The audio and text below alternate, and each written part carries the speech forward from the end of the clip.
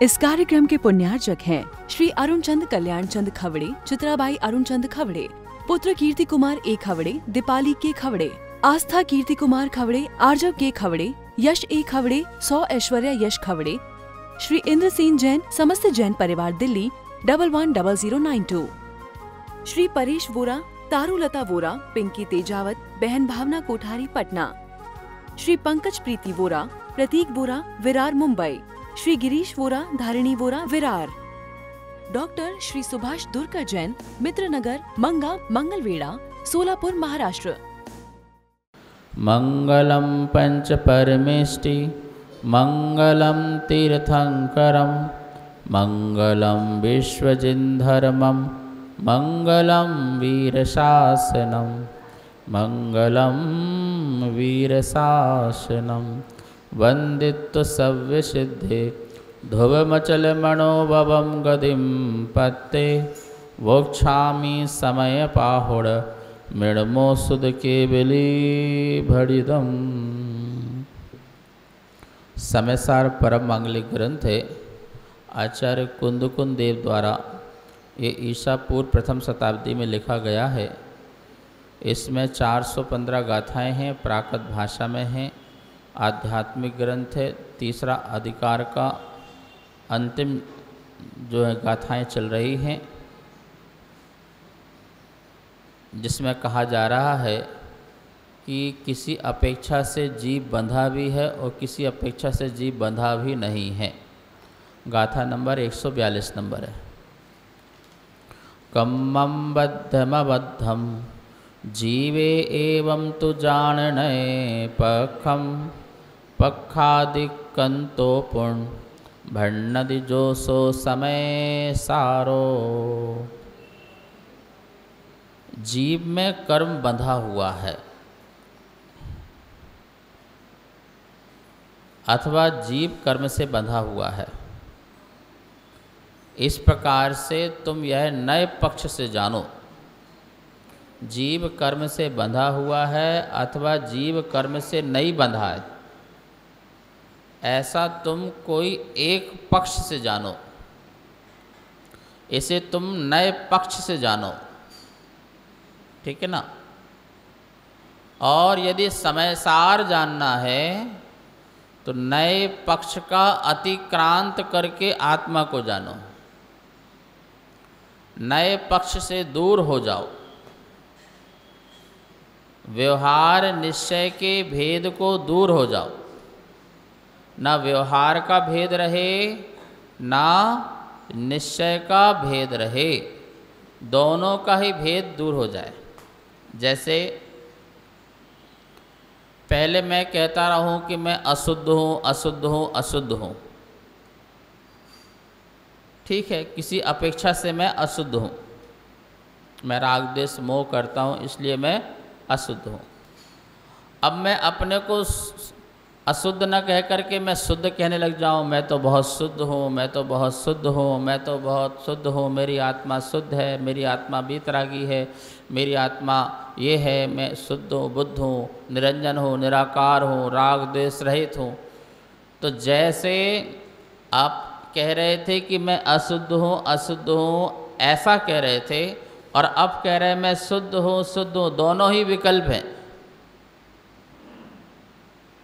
दोनों ही क्या है? विकल्प हैं। घी तो घी है, अब तुम कहो ये शुद्ध घी है और ये अशुद्ध घी है, तो तुम्हें शुद्ध अशुद्ध कहने की ज़रूरत नहीं है। तुम अशुद्ध इसलिए कह रहे हो क्योंकि इसमें मिलावट है, और तुम इसको शुद्ध घी इसलिए बोल रहे हो क्योंकि ये प्योर है, इसमें कोई मिलावट नहीं है। पर विकल्प तो शुद्ध अशुद्ध का है ना। विकल्प किसका है? शुद्ध का और अशुद्ध का। मैं कहूँ मैं मनुष्य हूँ, मैं कहूँ मैं श्रावक हूँ, मैं कहूँ मैं श्रमण हूँ, मैं पुजारी हूँ, तो एक विकल्प ये हो गया। और दूसरा मैं कहूँ मैं तो सिद्ध भगवान जैसा हूँ, मैं तो बिल्कुल जैसे सिद्ध परमात्मा शुद्ध हैं 8 कर्मों से रहित हैं, शरीर से रहित हैं, ऐसा ज्ञायक स्वभावी परमात्मा मैं भगवान आत्मा हूँ। तो भाई ऐसा चिंतन में आना, ऐसा मन में आना, ये भी क्या है? विकल्प है। ठीक है ना? एक ही वस्तु को हम 2 दृष्टि से देख रहे हैं। क्या देख रहे हैं?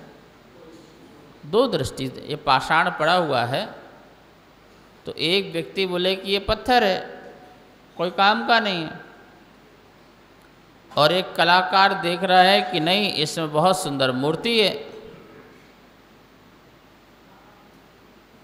तो एक ही पत्थर को 2 व्यक्ति अलग अलग तरीके से देख रहे हैं। एक सोच रहा कोई काम का नहीं, ऐसा पड़ा रहने दो, और ये सोच रहा कि ये तो बड़ा अनमोल है, अभी तराशेंगे और इसकी संसार में बड़ी कीमत होगी। जो आप रत्न, स्फटिक आदि ये डायमंड सब लेके आते हो, या क्या खदान से ऐसे निकल जाता है क्या? जैसा आप पहनते हो, बहुत काम होते हैं इसमें, बताओ इससे है, बहुत काम होते हैं इसमें, जब जाके चमक धमक निकल के सामने आती है। ठीक है ना? तो वस्तु एक ही है और उसको देखने के तरीके 2 हैं। हम धर्म को व्यवहार से करते हैं और निश्चय से करते हैं। मंदिर आना व्यवहार है और मन को मंदिर बनाना निश्चय है। मंदिर आएंगे नहीं, मन मंदिर बनेगा नहीं। इसलिए व्यवहार का निषेध नहीं है और निश्चय का लक्ष्य नहीं है, ऐसा भी नहीं है। इसलिए कथनचित व्यवहार भी सही है और कथनचित निश्चय भी सही है। नहीं, मंदिर आने से ही कल्याण होगा, तो ये भी गलत। नहीं, अपने में ही रमण करने मात्र से ही धर्म होगा, तो ये भी गलत। भैया अपने आप में रमण करने मात्र से होगा तो ये भी गलत हो जाएगा। जैसे आप लोग पूजा पाठ में भाव पूजा पढ़ते हो, वो यद्यपि पूजा नहीं है, वो भावना है। ये धूप अनल में खेने से कर्मों को नहीं जलाएगी, निज में निज की शक्ति ज्वाला जो राग द्वेष नसाएगी। तो अब खत्म करो ये अग्नि मग्नि धूप उप क्यों रखते फालतू को। जब आप कह रहे हैं ये धूप अनल में खेने से, अनल मतलब अग्नि, धूप अनल में खेने से कर्मों को नहीं, तो ये क्यों चक्कर में लगे हो धूप डालने के फिर? और निज में निज की शक्ति ज्वाला, तो मंदिर की जरूरत क्या है? बढ़िया आराम से गद्दे में पड़े रहो और निज में निज रमण करते रहो। क्यों है? तो भैया वो भोगों में रमण करोगे, निज में रमण नहीं करोगे। मंदिर में भी आकर के एसी पंखा ढूंढते हो तो भगवान में रमण थोड़ी करते हो। स्पर्शन इंद्री में रमण करते हो। कौन सी इंद्री में? कहाँ पंखा बढ़िया चल रहा है, कहाँ एसी की हवा आएगी, कहाँ ठंडी हवा आएगी, बढ़िया वातानुकूल भंडारी जी। तो भगवान में थोड़ी रमण कर रहे हैं, यहाँ भी आकर के इंद्रियों में भी रमण कर रहे हैं। तो आनंद भगवान का थोड़ी आ रहा है। किसका आनंद आ रहा है? एसी का आनंद आ रहा है। समझ में आया? भगवान का आनंद नहीं आ रहा। तो ये कह रहे हैं कि भैया व्यवहार से अनल में धूप खेना, व्यवहार से सामग्री चढ़ाना, द्रव्य चढ़ाना, कुएं से पानी लाना, प्राशुक करना, प्रभु के सिर के मस्तक के ऊपर जल डालना, मार्जन करना, ये व्यवहार धर्म था। किसके लिए? अपने आत्मा को शुद्ध करने के तरीके थे। अपनी अशुभ कषायों को शांत करने का एक उपाय था, उपचार था। क्या था? बाहर का उपचार था। व्यवहार धर्म बाहर का उपचार होता है और निश्चय धर्म अंदर का उपचार होता है। बुखार आए तो दो प्रकार से उपचार किए जाते हैं विनोद जी। तेज बुखार आए तो सबसे पहला उपाय क्या है?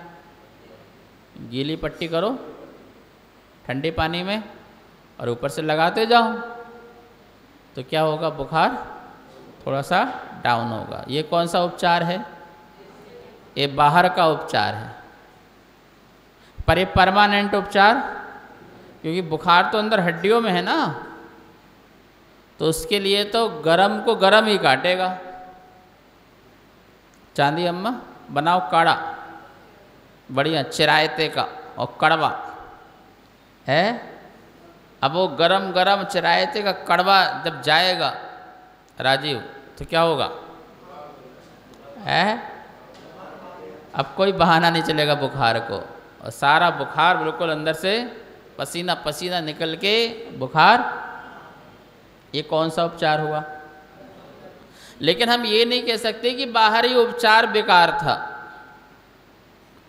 थोड़ा बहुत तो रिलीफ मिला ना, परमानेंट तो बाद में मिलेगा, लेकिन थोड़ी शांति मिली तभी तो दूसरा उपचार किया, ठीक है ना। एकदम से वो वाला उपचार कैसे करते? वो उपचार करते तो भी उपचार नहीं हो पाता।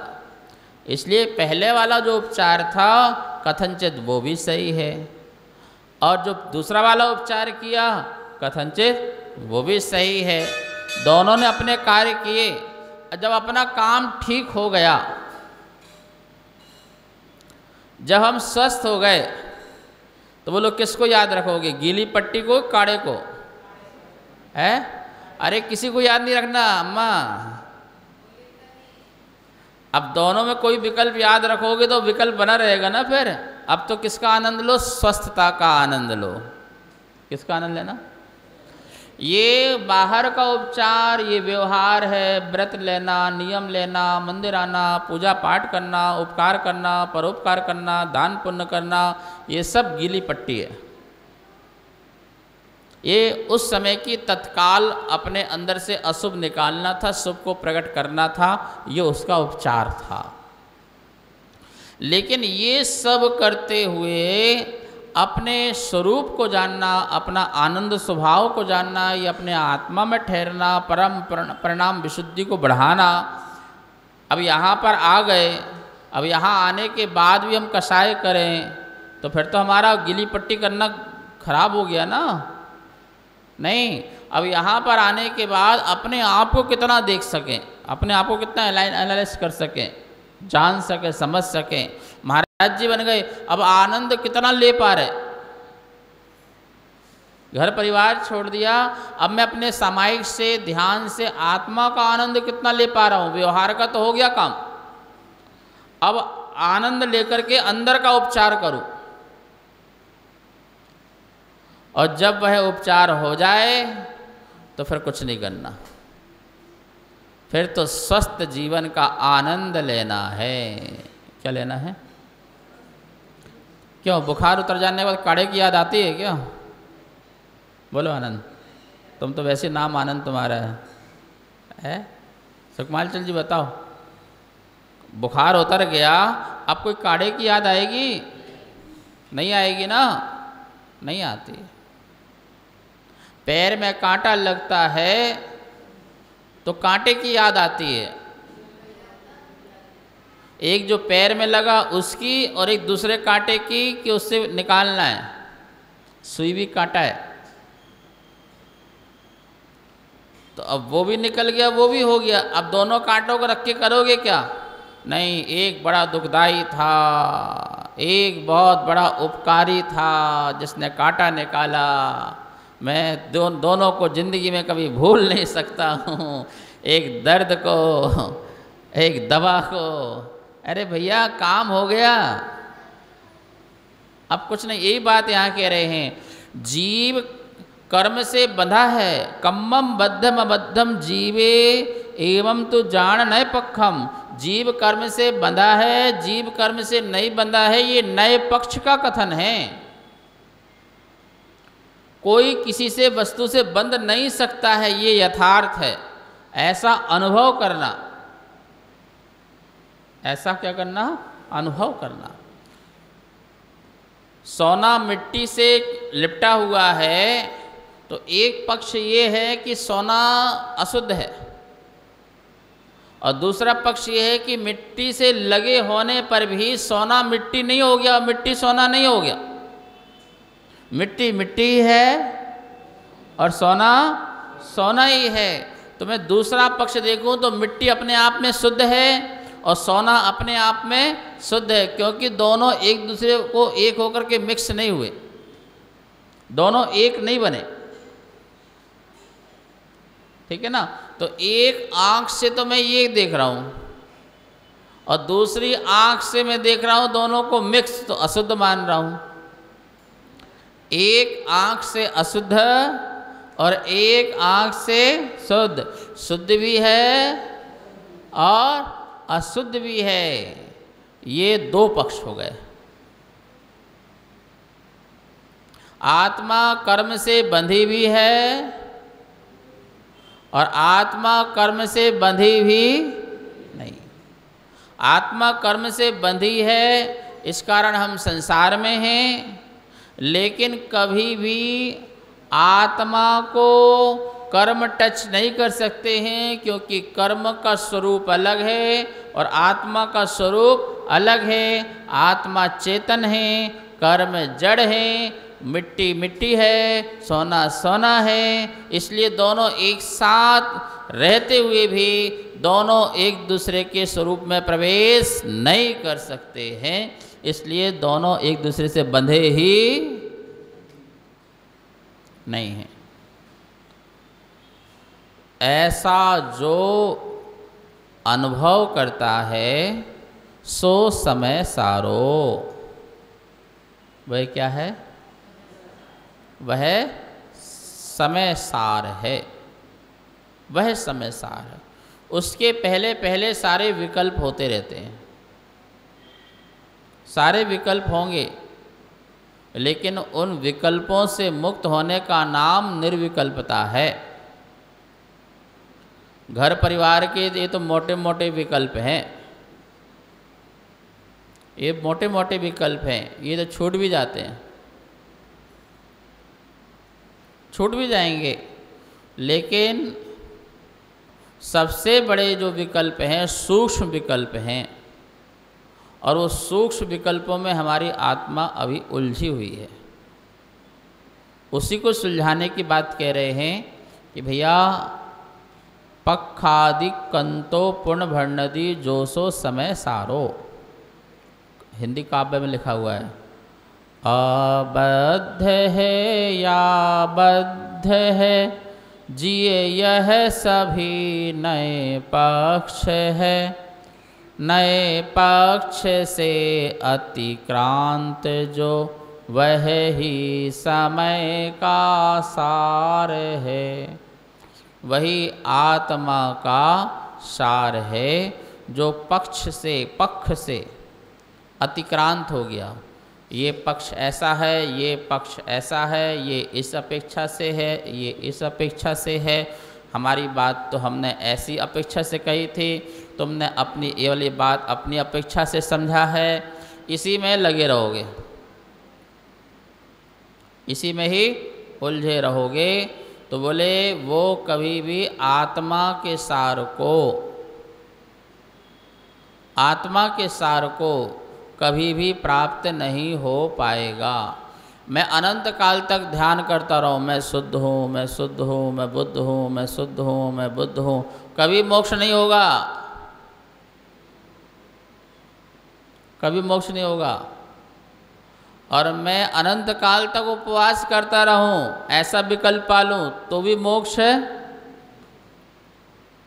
नहीं होगा। तो क्या होगा?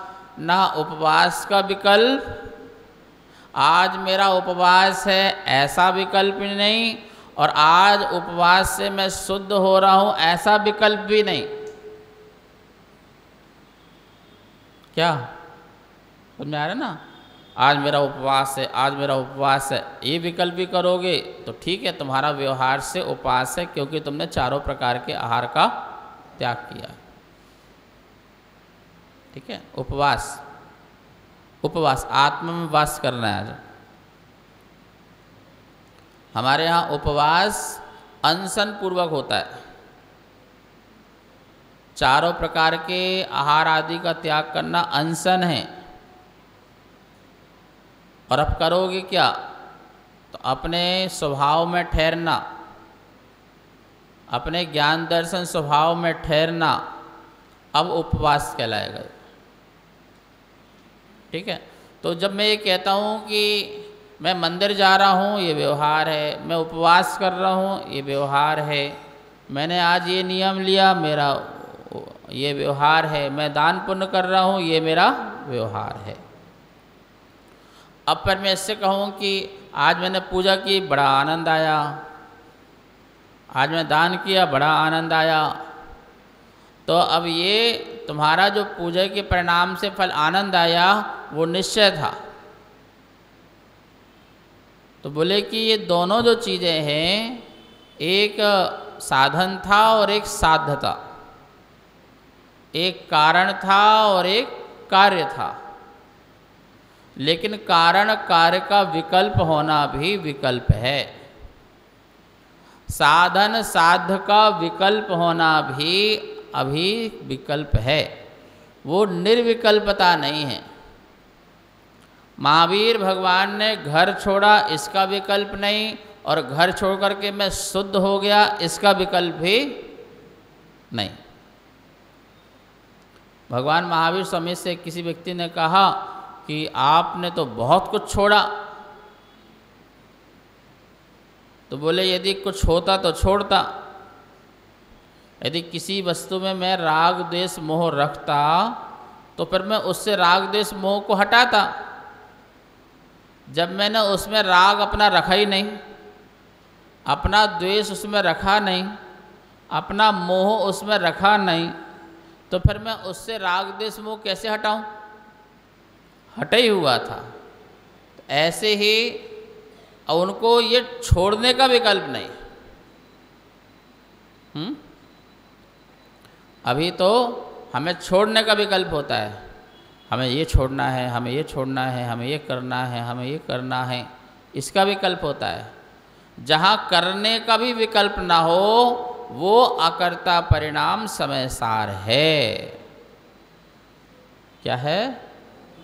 करने का भी क्या ना हो, क्योंकि बाहर में जो कुछ भी किया जाता है वो मेरा आत्मा का स्वभाव नहीं है, करना स्वभाव नहीं है, अकरना स्वभाव है। कर्ता स्वभाव नहीं है, अकर्ता स्वभाव है, कुछ नहीं करना। तो क्या करना? सिर्फ जानना और देखना।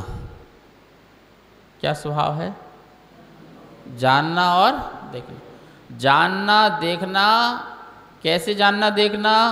जो जानने में आए उसे जानना, जो देखने में आए उसे देखना, पर अपनी इच्छा अनुसार जानना देखना नहीं। क्या करना? अभी तो हम अपने मन की इच्छा के अनुसार पांचों इंद्रियों से जानते देखते हैं ना। कान से सुनते हैं, आँख से देखते हैं, घ्राण से सूंघते हैं, हाथ से स्पर्श करके लेते हैं ज्ञान। तो हम तो अभी इच्छा से, हमारा हाथ भी उठता है तो इच्छा से, हमारी आँख भी झपकती है तो इच्छा से, हम उठते बैठते हैं तो इच्छा से। तो सारा काम हमारा कैसा रहा? जानना देखना कैसा हो रहा है? इच्छा से हो रहा है। और कह रहे हैं कि जब अनिच्छा से हो, जिसमें मेरी कोई इच्छा नहीं, सहज हो, जैसे कि बोलते कि दर्पण के सामने कोई वस्तु आ रही है, झलक गई और निकल गई तो नहीं जल गई। दर्पण की कोई इच्छा नहीं है कि कोई मेरे सामने आए तो मैं अरे ये वस्तु ऐसी है उसका ज्ञान ले, ऐसा नहीं है। वो आए तो झलके और नहीं आए तो। जब इतनी सहज परिणति हमारी हो जाती है तो सो समय सारो, वहाँ पर समय सार कहा जाता है। ये समय सार है भैया। मतलब कि इस रास्ते से यहाँ पर आ गए, इस रास्ते से यहाँ पर आ गए, 20 सेंटर में आ गए। अब ना इसका विकल्प और ना इसका विकल्प। यहाँ से क्यों आए, यहाँ से क्यों आए, ऐसा कुछ नहीं। अब बिल्कुल शांत। इतनी उत्कृष्ट जो है हमारे यहाँ पर व्यवस्था है मोक्ष जाने के लिए। और बस वो जो खेल है वो सिर्फ खेल अंतर मुहूर्त का है। कितना है ये स्थिति, मध्यस्थ स्थिति, मध्यस्थ की जो स्थिति है मात्र अंतर मुहूर्त के लिए यदि मेरे आत्मा में स्थिर हो जाती है तो उस अंतर मुहूर्त में ही केवल ज्ञान की प्राप्ति, और यदि आयु उतनी हो तो मोक्ष की प्राप्ति हो सकती है। मोक्ष की प्राप्ति, ठीक है ना। तो हमारा जैन दर्शन जो है बहुत ही अद्भुत जैन दर्शन है। दूसरे धर्म में और अपने धर्म में क्या अंतर है? क्या अंतर है विजय जी? सभी धर्म कहते हैं पाप छोड़ो पुण्य करो। जगत में ऐसा कोई धर्म नहीं है जो ये कहता हो पाप करो। सभी कहते भाई पाप मत करो और पुण्य किया करो, अच्छे काम किया करो, बुरा मत करो, अच्छा करो, हर कोई कहता है। लेकिन ये जैन धर्म कहता है पाप तो नहीं करो और बोले कि पुण्य का विकल्प भी मत करो, बोले अपने में स्थिर हो जाओ। तो तुम्हें पूजा पाठ का विकल्प भी ना हो, तुम्हें स्वाध्याय का विकल्प भी ना हो, तुम्हें दान पुण्य का भी विकल्प ना हो, बोले ऐसे निर्गंथ दिगंबर मुनिराज बन करके शुद्धोपयोग में ठहर जाओ। ओ आपके लिए नहीं कह रहे कल से पूजा पाठ करना बंद कर दो तुम। कैटेगरीज है कि बोले तुम उस स्तर तक पहुंच जाओ, उस स्तर तक पहुंच जाओ कि एक स्तर ऐसा भी आए जहां उपवास का विकल्प भी ना हो, जहां आहार त्याग का विकल्प भी ना हो, जहां स्वाध्याय का विकल्प ना हो, विहार का विकल्प ना हो, कोई विकल्प ना हो, सिर्फ अपने आप में ठहरने का जो है, अपने स्वभाव में अपने आप में स्थिर रहने का भाव रहे बस। बोले एक ऐसी स्थिति भी है जहां पर मुझे अच्छे काम करने की भी क्या परिणाम ना हो। सर्वार सिद्धि के देवों को मन में ये नहीं आता है कि मैं जाकर पांडुशिला में भगवान का अभिषेक करूं। सौधर्मेंद्र को 1000 बार विकल्प आता है और सर्वार सिद्धि के देवों को नहीं आता। तो वो पापी नहीं हो गए। बोले इतने तत्व में लीन रहते हैं कि उनको इसका विकल्प भी नहीं आता। और सोचो धन्य है मुनिराज जो अपने शुद्ध उपयोग की साधना में जब जाते होंगे तो उन्हें मैं मुनि हूँ इसका भी विकल्प नहीं, मैंने घर परिवार छोड़ा है इसका विकल्प तो है ही नहीं, मैं मुनि स्वरूप निर्गंथ अवस्था में हूँ इसका भी जिनको विकल्प ना आए, ऐसे ही मुनिराज शुद्धोपयोगी हो पाते हैं। वही समय सार आत्मा है, पक्ष से रहित, शेष विषय कल। जा वाणी के ज्ञान से सूझे लोकालो, सो वाणी मस्तक धरो सदा देत हो धो। हे जिन वाणी भारती तो हे जपो दिन रैन, जो तेरी शरणा धरे सो पावे सुख चैन। सबको बहुत बहुत मंगल आशीर्वाद। इस कार्यक्रम के पुण्यार्चक थे श्री अरुण चंद कल्याण चंद खवड़े, चित्राबाई अरुण चंद खवड़े, पुत्र कीर्ति कुमार ए खवड़े, दीपाली के खवड़े, आस्था कीर्ति कुमार खवड़े, आर्जव के खवड़े, यश ए खवड़े, 100 ऐश्वर्या यश खवड़े, श्री इंद्रसेन जैन, समस्त जैन परिवार दिल्ली 110092। श्री परेश वोरा, तारुलता वोरा, पिंकी तेजावत, बहन भावना कोठारी पटना। श्री पंकज प्रीति वोरा, प्रतीक वोरा, विरार मुंबई। श्री गिरीश वोरा, धारिणी वोरा, विरार। डॉक्टर श्री सुभाष दुर्कर जैन, मित्रनगर, मंगा, मंगलवेड़ा, सोलापुर, महाराष्ट्र।